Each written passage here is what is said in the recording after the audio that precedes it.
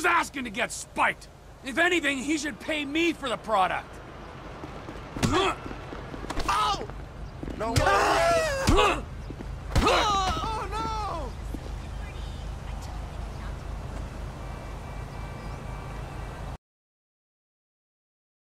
Hello and welcome to this video.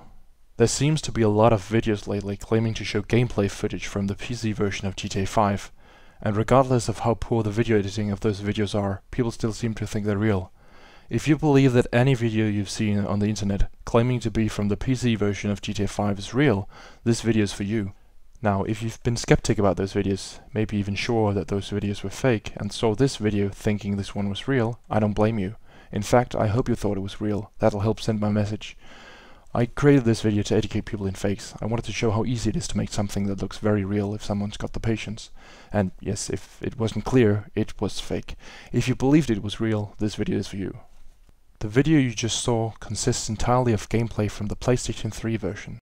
In a moment I'll take you behind the scenes and show you how I made it, but first I want to go through one of the fake videos that all the news sites went crazy over and show just how easy it is to spot what makes it fake. Now, the first clue that indicates that this is a fake is the fact that it's recorded with the camera off screen, and no one would do that unless they had a reason for it, for example to disguise the fact that the graphics suck. Now, if he actually had the PC version and wanted to show the PC version, he would have played with a mouse and keyboard, and clearly he's playing with a controller. In fact, he's not even playing because this was actually a gameplay video of the Xbox 360 version that was leaked before the game was released. And the menu here is just an overlay, it's fake. So how can we see that it's fake? Well, first of all, he didn't use the mouse to enter the settings menu, and again, if he actually wanted people to believe that this was a PC version, he would have, done everything that, you could do on the PC version, so he would have done everything with the mouse. Now let's take another look at the point where he opens the menu. As you can see, there is this loader icon in the center of the screen, and this indicates that the map is loading, because in consoles, due to the very limited amount of memory, the consoles have to load the map every single time you open the menu, but this wouldn't be a problem on the PC, and the map would appear instantly. But as you can see, he manages to go to the graphics menu without the map ever loading, and even the consoles don't take that long to load the map. Now, another very clear indication that this is a fake is the movement of the mouse. It's very easy to see that the movement of the mouse has been keyframed in a video editing program. For example, if I visualize it here, you can see that it's just moving in perfectly straight lines, and I mean, humans just don't do that.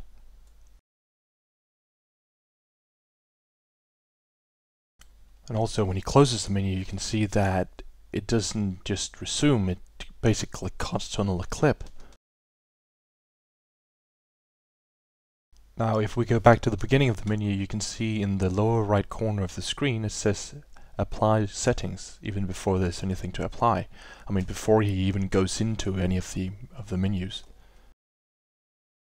The apply settings button and the back button are also of different heights, which they just wouldn't be in the real version. For example, GTA 4 used two composite images to create a button on the fly that would fit any text, while Max Payne 3 just uses a small button and a long button. The graphics menu is also lacking the aspect ratio setting, vehicle density setting, and the tessellation setting. The description of each setting is also lacking, which was present in Max Payne 3. And last but not least, each character has its own color scheme for the menus in the HUD. Michael's is blue, Franklin's is green, and Trevor's is orange. So, for example, when you enter the menu, the background blurs in the color of the character. So, if you open up the menu as Michael, the blur would be bluish, but here it's greenish, indicating that it's Franklin. And as you can see on the settings button, this small bar on the top of it is green as well, because that's Franklin's color, but unfortunately he forgot to change the color of the sliders, and they're blue, which is Michael's color. There are a few more, but I'll just post those in the description. Okay, so let's start at the beginning. At the first part of the video, I'm running the game in window mode. I'm not really running it in window mode, but you know, pretty much looks like it. And then you can see like the game folder in the background, and these are all dummy files. There's nothing in them really. I've got the structure from Max Payne 3, and then I just created this very simple executable file and called it GTA5.exe based on the name found in the AMD graphics drivers. And then this small program basically just shows this empty window, which just overlaid the game on. And then you can see the executable file is actually 35 megabytes, and that's just it's just garbage I put at the end of the file to make it 35 megabytes. And next we have the switching from window mode to full screen mode, which is basically just a freezing of the gameplay video, and then a looping of the sound, and then a black screen, and then basically just resizing the gameplay video to cover the entire video, and that's pretty much it. So in the video I also have this fraps counter, which is also fake. It's just a text overlay, and then I've keyframed basically all the changes in it to what seemed reasonable. And then as you can see, even though there are no keyframes at this point right here, you can see it still changes, and that's because I wrote a simple expression right here to kind of wiggle it to make it look unstable. So yeah, that's pretty much it. And this is, you know, what took the longest besides the menu. And then here at the end, when I turn on VSync, I've just animated it to go down to 60. And that's pretty much it. Now in the video I also have what hopefully people would perceive as mouse movement, and this was also pretty simple to create with a few side effects. Now I achieved this effect by using the slow motion cheat in the game to maximum slow motion. This causes the gameplay to slow down but not the speed of the camera, so I was still able to move the camera as fast as if I had used no slow motion. And then afterwards I simply sped up the video to about 475%, and then maintained the audio pitch. And then this is the result. So then it looks like it's real time, but it's actually sped up a lot. And you know, the side effects of this is that not only is the camera not slowed down, but all the animations of the HUD isn't either. So for example, if you look at these police dots right here, they blink a lot faster, as well as the background of the map.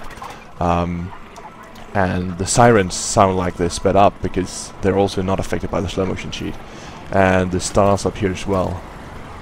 But overall it's a pretty believable effect. And I thought that, you know, maybe if people heard the crackling sound and the sped up sirens, they would just think that it was a bug that needed to be ruled out or whatever.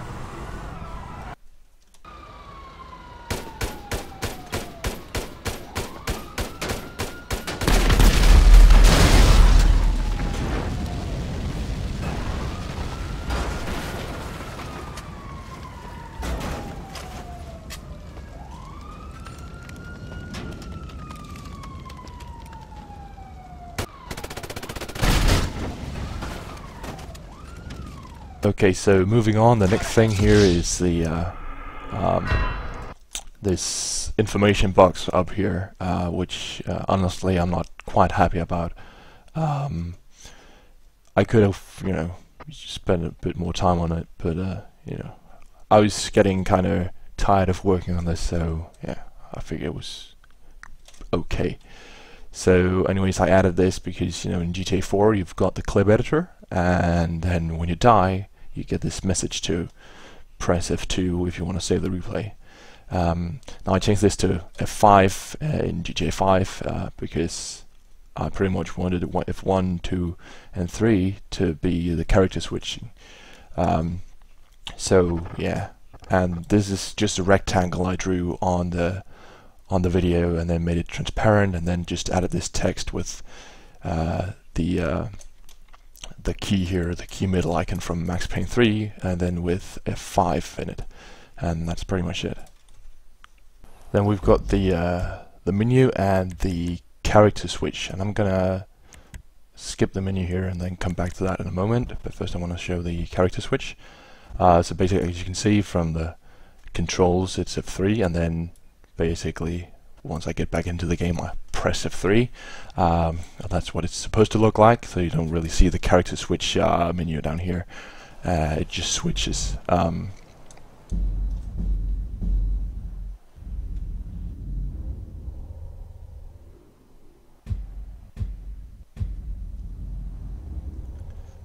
Okay, so this was also pretty easy to create.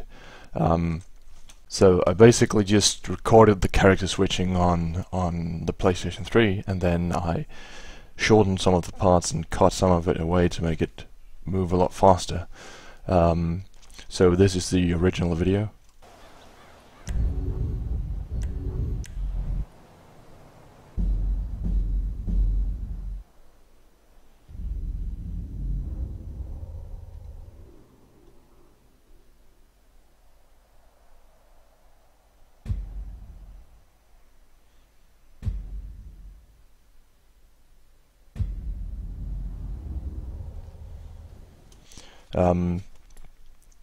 And then I just, took that and then cut some of it off. There we go. And then stretches this. Then you can see the character switching wheel, and then basically I just go to the frame, the very first frame where it switches, and then shortens it, and then put it all together. And there we go. And then all the paths, like right here, I basically just speed it up. So for example, this was sped up to 200%, and then once it gets to the zoom in part again, I basically just cut away everything to the very moment that it flashes, and then I can pretty much decide exactly how far I want between it.